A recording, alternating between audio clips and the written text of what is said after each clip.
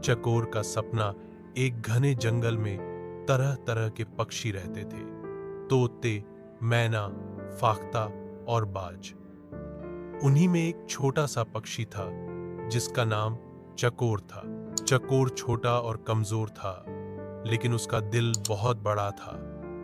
वह हर दिन आकाश में उड़ते हुए बाज को देखकर कहता, काश मैं भी एक दिन बाज की तरह ऊंचा उड़ सकूं। बाकी पक्षी उसका मजाक उड़ाते थे। तू तू तो दो शाखाओं के बीच भी ढंग से उड़ नहीं सकता। लेकिन चकोर ने हार नहीं मानी। वह हर सुबह सूरज उगने से पहले उठता, अपने पंख फड़फड़ाता और उड़ने की प्रैक्टिस करता। उसने खुद को मजबूत बनाने के लिए मेहनत की दाने चुगना, शाखाओं पर संतुलन बनाना और लंबी छलांग लगाना। दिन बीते, हफ्ते बीते और महीने गुजर गए। एक दिन जंगल में आग लग गई। सारे पक्षी डर के मारे चिल्लाने लगे, लेकिन धुआं इतना था कि किसी को रास्ता नहीं दिख रहा था। उसी समय चकोर उड़ चला। वह सबसे ऊंचा उड़ गया, इतना ऊंचा कि आग से बचने वाला रास्ता उसे साफ दिख गया। वह वापस नीचे आया और बोला, मेरे पीछे उड़ो, मैं तुम्हें सुरक्षित रास्ता दिखाऊंगा। सभी पक्षी उसके पीछे उड़ चले और चकोर की राह दिखाने से वे सब सुरक्षित जगह पहुंच गए। अब कोई भी चकोर का मजाक नहीं उड़ाता था। सब उसे कहते थे, जंगल का बहादुर पक्षी, वह छोटा सा परिंदा जिसने मेहनत और हौसले से सबकी जान बचाई। जंगल की दोस्ती। जंगल के किनारे एक नया जानवर आया, एक शर्मीला हिरण का बच्चा जिसका नाम चंचल था। वह अपने परिवार से बिछड़ गया था और बहुत डरा हुआ था। वह किसी से बात नहीं करता था और छिप छिप कर पानी पीने आता था। एक दिन जंगल में आग लग गई। सभी जानवर भागने लगे। चंचल एक झाड़ी में फंस गया। उसकी आवाज किसी ने सुनी, एक बहादुर नेवला भूरा ने। भूरा ने तुरंत बाकी जानवरों को बुलाया। मीना तोता आसमान से आग का रास्ता देखती रही। टप्पू बंदर ने झाड़ियां हटाई और गज्जू हाथी ने अपनी सूंड से चंचल को उठाकर सुरक्षित जगह पहुंचाया। चंचल हैरान रह गया। मैं तो किसी को जानता भी नहीं था, फिर भी सबने मेरी मदद की। भूरा मुस्कुराया और बोला, जंगल में दोस्ती खून से नहीं, दिल से बनती है। उस दिन के बाद चंचल अब शर्मीला नहीं रहा। वह सबका प्यारा दोस्त बन गया। गुमशुदा शावक। घने और हरे भरे जंगल के बीच एक छोटी सी तेंदुआ शावक लूमा एक तूफान के दौरान अपनी मां से बिछड़ गई।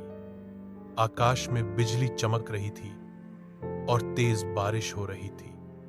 डरी हुई लूमा अकेली इधर उधर भटकती रही। अगली सुबह जंगल शांत था। लूमा थकी हुई और भूखी थी। वह एक गर्म पत्थर पर चढ़ गई और मदद के लिए रोने लगी। उसकी आवाज टिको नाम के एक बूढ़े और समझदार कछुए ने सुनी। टिको भले ही धीरे चलता था, लेकिन वह जंगल के हर कोने को जानता था। हम तुम्हें तुम्हारी मां से मिलवाएंगे, टिको ने प्यार से कहा। उसने अपने दोस्तों को बुलाया, झाजूबाज जो आकाश में उड़ता है, मीमी बंदरिया जो पेड़ों पर झूलती है, और नारू हाथी जो अपने भारी शरीर से रास्ता साफ करता है। सबने मिलकर जंगल में ढूंढना शुरू किया। 3 दिन बाद झाजू ने नदी के पास तेंदुए के पंजों के निशान देखे। सभी ने उस रास्ते पर चलना शुरू किया। थोड़ी दूर जाकर उन्होंने एक तेंदुआ देखा जो अपनी बच्ची को पुकार रही थी। वह लूमा की मां थी। लूमा खुशी से दौड़ती हुई अपनी मां के गले लग गई। मां और बेटी एक दूसरे से लिपट कर बैठ गई। उस दिन के बाद लूमा को समझ में आया कि जंगल सिर्फ एक जंगली जगह नहीं है, बल्कि यह वह जगह है जहां सच्चे दोस्त मुश्किल वक्त में हमेशा साथ देते हैं। छोटी गौरैया जो पीछे रह गई। एक घने जंगल में सबसे ऊंचे ओक के पेड़ पर बहुत सारी गौरैयों का झुंड रहता था। हर साल जब ठंड आती, वे सब दक्षिण की ओर उड़ जाते, गर्म जगहों की तलाश में। उस झुंड में एक छोटी सी गौरैया थी। उसका नाम था लूमा। वह औरों से थोड़ी अलग थी, जिज्ञासु, हिम्मती और नई चीजें जानने की चाह रखने वाली। जब झुंड उड़ान की तैयारी कर रहा था, लूमा ने चारों ओर देखा और पूछा, हम हर बार ठंड से पहले क्यों चले जाते हैं? क्यों ना एक बार ठंड को जी कर देखें? बुजुर्ग गौरैया मुस्कुराई और बोली, बेटी, सर्दी बहुत कठोर होती है, खाना नहीं मिलता, ठंड जानलेवा हो सकती है। हम वहां जाते हैं जहां सुरक्षित रहें। लेकिन लूमा ने ठान लिया, मैं यहीं रहूंगी, सिर्फ एक सर्दी, मैं बर्फ देखना चाहती हूं। अगली सुबह झुंड उड़ गया और लूमा पेड़ पर अकेली रह गई। पहले सब कुछ जादू जैसा लगा। सफेद बर्फ के फाहे आसमान से गिरते, पेड़ चांदी जैसे चमकते।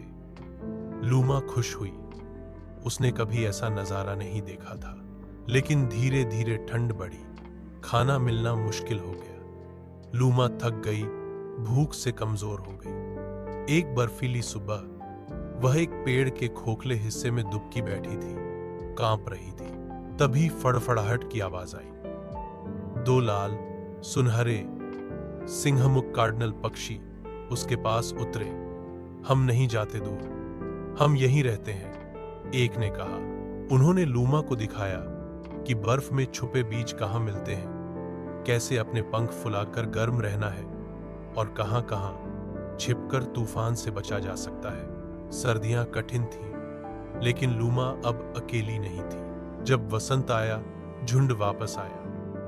बुजुर्ग गौरैया लूमा को देखकर हैरान रह गई। तू बच गई? लूमा मुस्कुराई। हां, और मैंने सीखा कि सबसे कड़वी ठंड में भी दया और साथ इंसान को गर्म रख सकते हैं। अब लूमा झुंड की कहानी वाली बन गई थी। वह सबको सिखाती, हिम्मत का मतलब हमेशा दूर उड़ना नहीं होता, कभी कभी रुक कर जीना भी एक बहादुरी होती है।